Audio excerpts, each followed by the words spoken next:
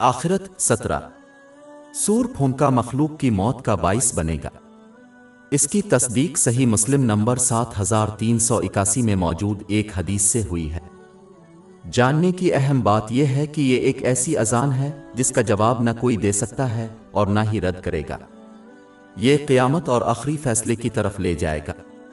لہذا مسلمانوں کو چاہیے کہ وہ اللہ تعالیٰ کی پکار پر لبیک کہنے کے لیے حضور نبی اکرم صلی اللہ علیہ وآلہ وسلم کے ذریعے اللہ تعالیٰ کے احکامات کو بجا لاتے ہوئے، اس کی ممانعتوں سے اجتناب کرتے ہوئے اور تقدیر کا صبر کے ساتھ سامنا کرتے ہوئے خلوص نیت سے اطاعت کرے۔ حضرت محمد صلی اللہ علیہ وسلم کی روایات کے مطابق اس سے وہ اس بات کو یقینی بنائے گا کہ وہ ان نعمتوں کا استعمال کریں جو انہیں عطا کی گئی ہیں ان طریقوں سے جو اللہ تعالیٰ کو خوش کرتے ہیں۔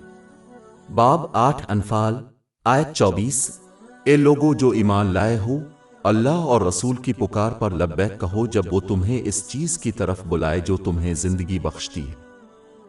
جو بھی اس دنیا میں اس پکار کا جواب دے گا، اسے آخری پکار برداشت کرنا اور اس کا جواب دینا آسان ہوگا، جبکہ جو شخص اس دنیا میں اللہ عز و جل کی پکار سے غافل زندگی گزارتا ہے، وہ ان نعمتوں کا غلط استعمال کرتا ہے جو ان کی عطا کی گئی ہے، اسے اس میں سکون نہیں ملے گا اور وہ سور کی پکار پر لبیک کہنے پر مجبور ہو جائے گا۔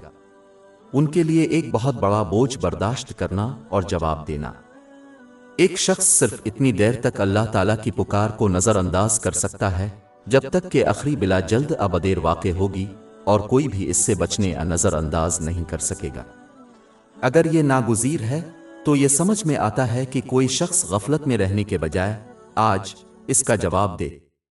اگر کوئی شخص غافل ہوتے ہوئے سور پھونکنے کی آواز سنتا ہے تو اس کے لیے کوئی عمل پچھتاوا فائدہ مند نہیں ہوگا، اور اس کے بعد جو کچھ آئے گا وہ اس سے بھی زیادہ خوفناک ہوگا۔ ہماری ویب سائٹ www.shekpod.com پر 400 سے زیادہ مفت e books, audio books, infographics, podcast اور بلاگ دستیاب ہے۔